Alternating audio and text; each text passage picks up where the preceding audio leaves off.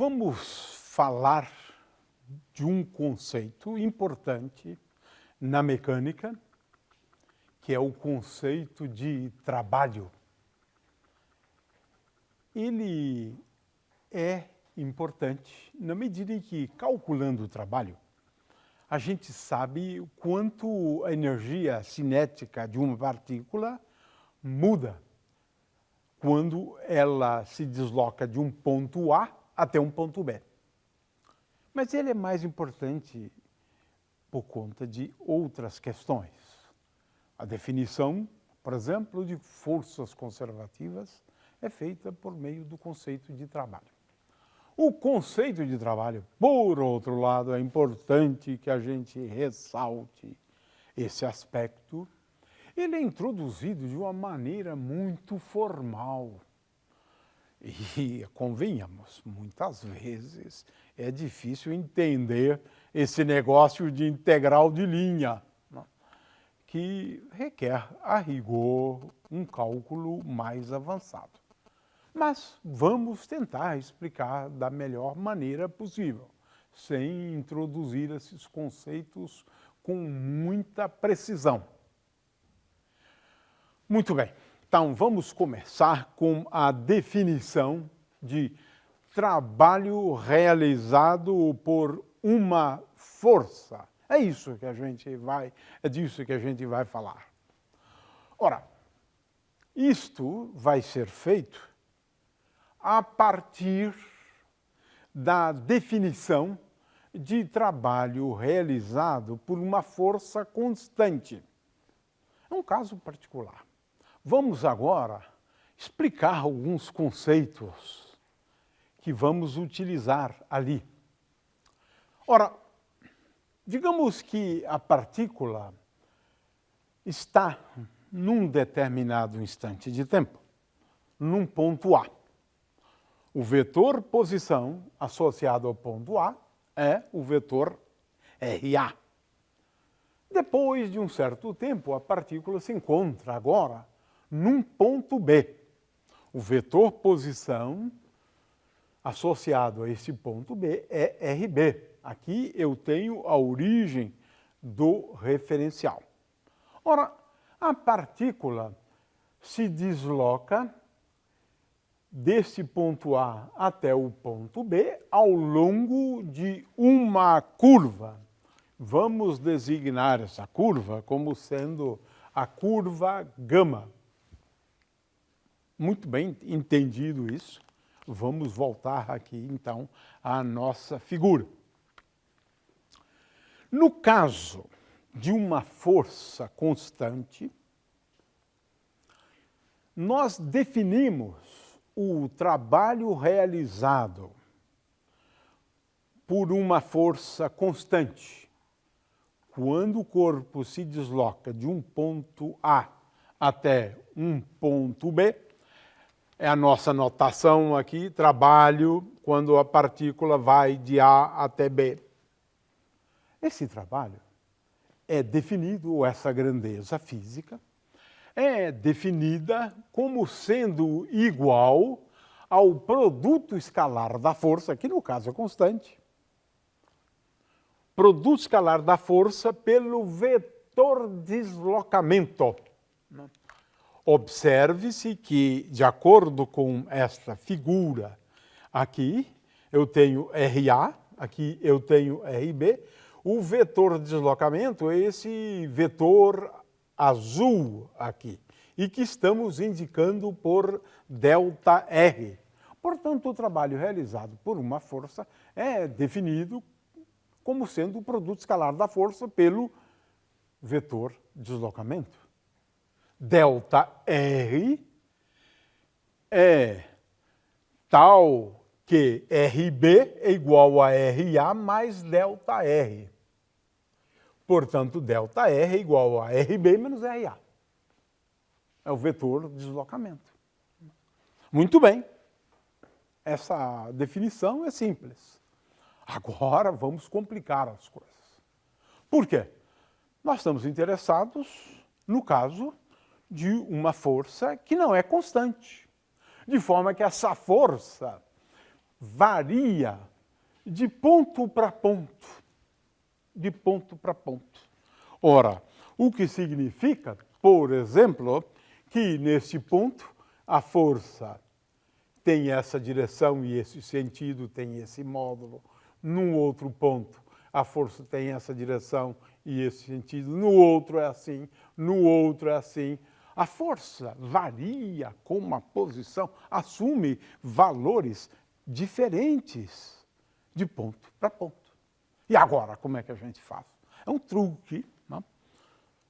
Simples, mas muito útil, que é o seguinte: eu considero essa curva, como estamos vendo nessa figura, e agora eu faço o seguinte: eu divido essa curva em pedacinhos. Quantos pedacinhos? Quanto mais, melhor. Na realidade, nós vamos tomar esse número de pedacinhos como sendo, ou como tendendo a infinito. Por quê? Nós vamos dividir esses pedacinhos de tal forma, e é por isso que eles têm que ser muitos, de tal forma que em cada intervalozinho eu possa considerar a força naquele intervalozinho como sendo constante. E aí eu aplico aquela definição anterior. Ora, vamos assistir então a essa animação aqui. Eu tenho a curva, eu divido a curva em pedacinhos, em segmentos, e veja que em cada segmento a força é diferente. De forma que eu vou considerar um segmento aqui que poderíamos chamar, né, de iésimo segmento. Para esse segmento aqui, eu tenho um vetor deslocamento, que eu vou chamar de delta RI, e ao longo deste segmento, a força é aproximadamente constante. Então, nós poderíamos chamar de ΔW a contribuição deste segmento como sendo agora o iésimo segmento, poderíamos chamar isto de ΔWI, e este trabalho realizado pela força, agora admitida como constante, porque esse segmento é muito pequeno, e se não for pequeno o suficiente, faça-o menor ainda.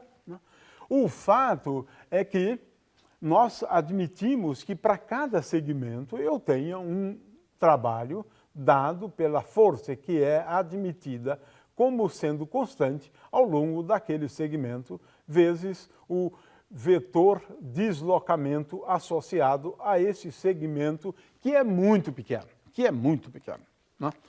É claro que nós não estamos dizendo quão pequeno, nós vamos daqui a pouco dizer quão pequeno.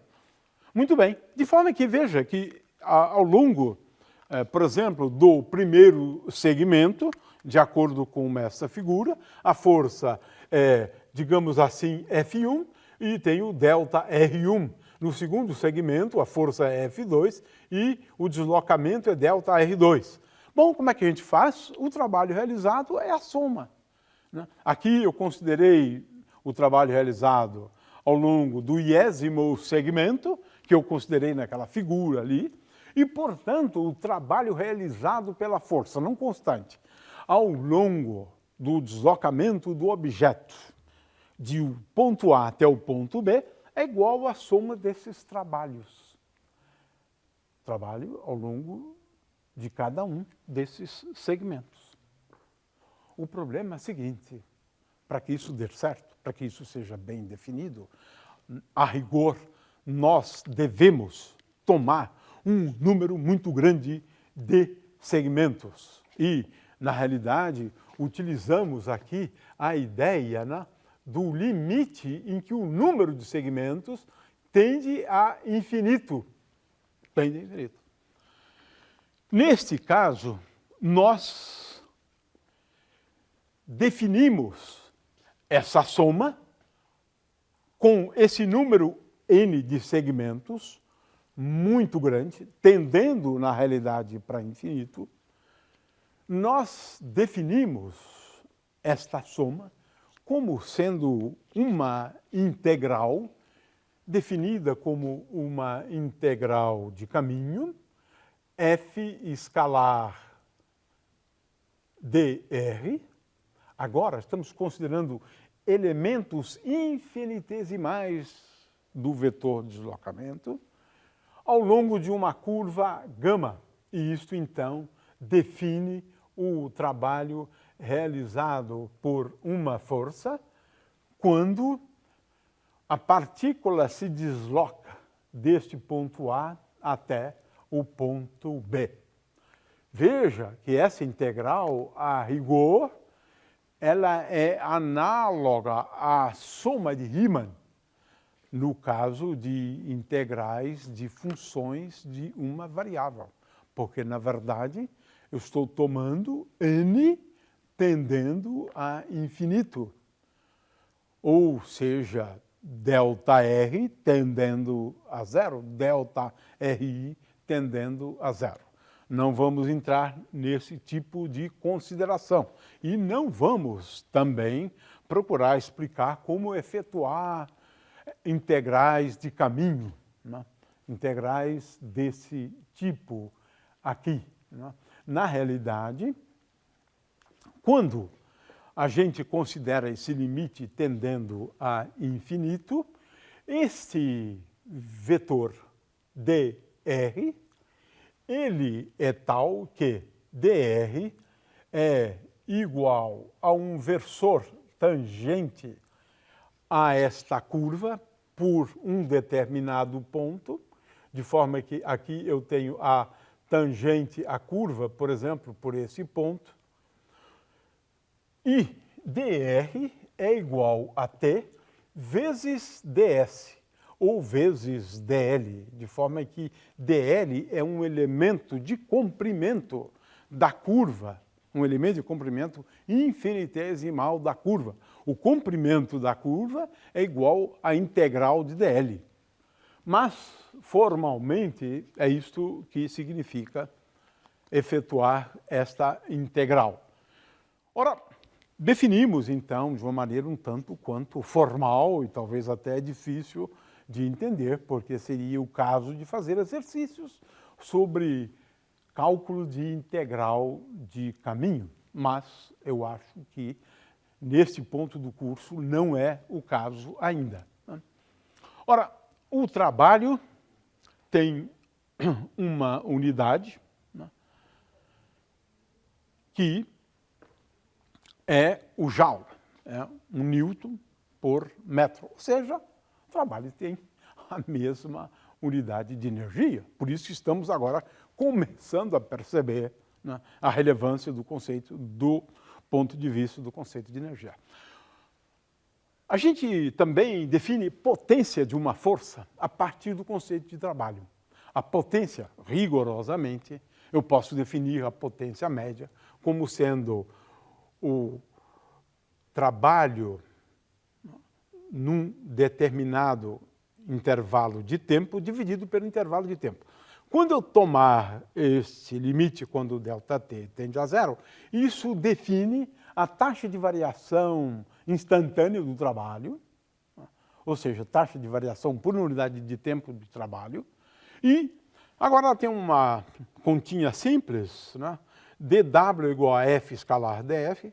Se eu dividir por dt, né, é a mesma coisa que dr e dt, portanto, a potência é igual à força, ou a potência é igual o produto escalar da força pela velocidade. E uma unidade muito utilizada é o watt, né, como unidade de potência, é igual a 1 joule por segundo.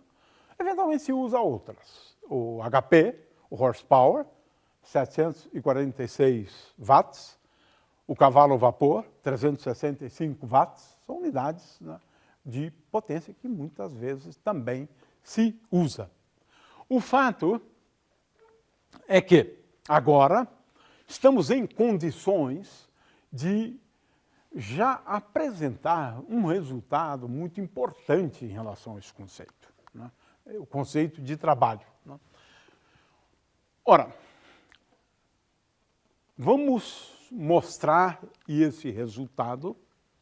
Eu quero ressaltar aqui que quando eu calcular o trabalho realizado por uma força para ir de um ponto A até um ponto B, esse trabalho realizado pela força, quando eu vou de A até o ponto B, o trabalho me dá, quando efetuada a conta, ele me dá a variação de energia cinética, ou seja, o trabalho realizado pela força, quando o objeto se desloca do ponto A até o ponto B, é igual à energia cinética no ponto B menos a energia cinética do objeto ou da partícula no ponto A.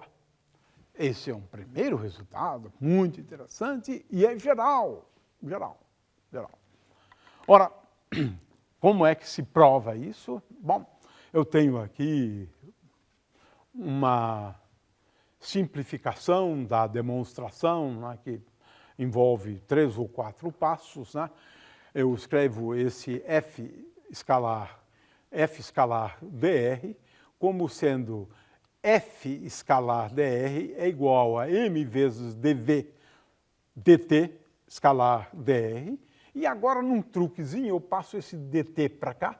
Portanto, é igual a m vezes integral de A até B de dv escalar dr dt, que é v. É dv escalar dv. Mas dv escalar v pode-se demonstrar que é igual a d de v ao quadrado dividido por 2.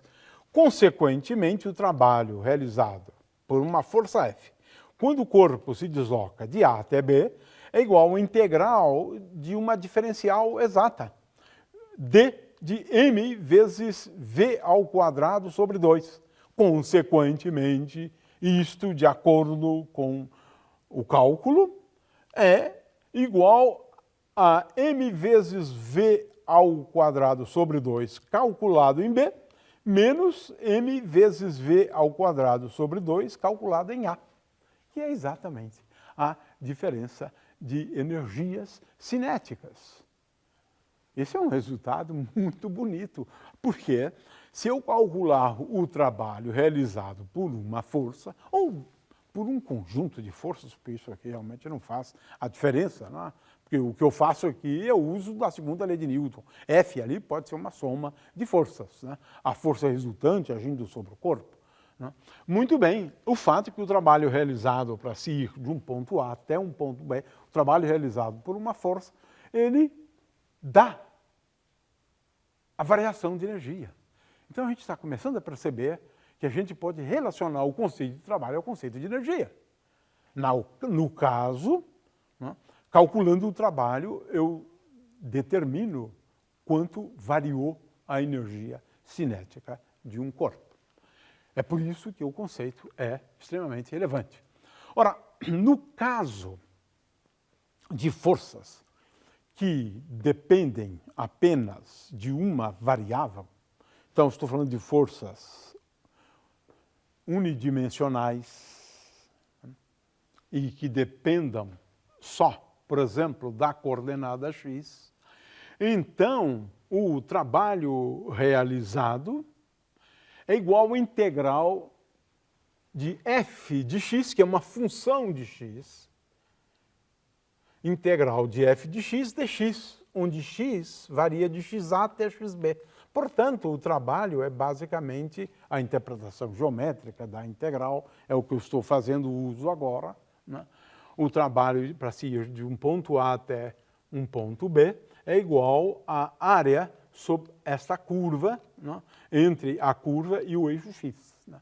É a interpretação geométrica do conceito de integral de função de uma variável. Né? Vamos depois, quem sabe, fazer um exemplo, né, de forças unidimensionais. Agora estamos preparados para definir forças conservativas e forças não conservativas. A ideia é bastante simples. Eu tenho aqui este ponto A e o ponto B. Ora, este ponto A e o ponto B, eles podem ser interligados por um número infinito de caminhos. Eu posso ir por esse caminho, eu posso seguir um outro caminho, como, por exemplo, este aqui. Esse é um outro caminho possível. Tem vários caminhos para eu ir de um ponto A até um ponto B. Infinitos caminhos. Agora, a pergunta é, o trabalho realizado por uma força depende do caminho? Pode depender do caminho, sim. Quando o trabalho realizado por uma força não depende do caminho, nós dizemos que essa força é uma força conservativa. Esse é um conceito importante. Para essas forças, nós podemos associar uma energia potencial. De forma que agora eu já estou fazendo uma ligação, uma relação entre força e energia potencial. É a primeira, eu tenho duas formas de relacionar energia potencial com força. Porque nós estamos dizendo, né, e esse é o principal resultado, né, da aula de hoje, um dos principais, né, é que a integral